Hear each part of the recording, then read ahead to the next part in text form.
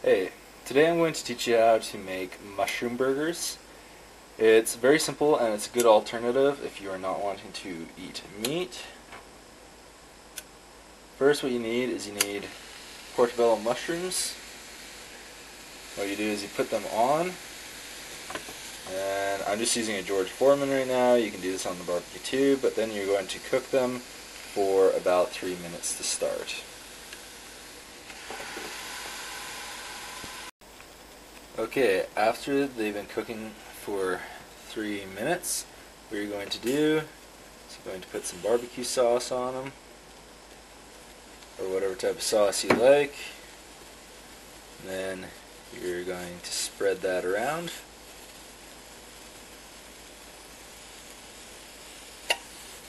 Like so.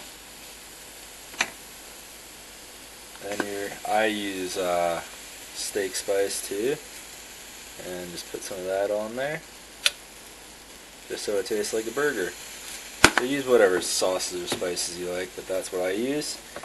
Then you're going to cover it for another 3 minutes.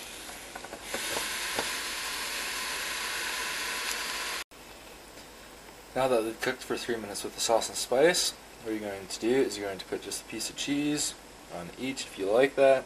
I do. And then you're just going to cook it long enough for the cheese to melt. Okay, now that the cheese is melted nicely, I'm going to take that. I'm just using a spatula because all my flippers are dirty. You're going to put it on your bun. I like ketchup, so I already had that on there.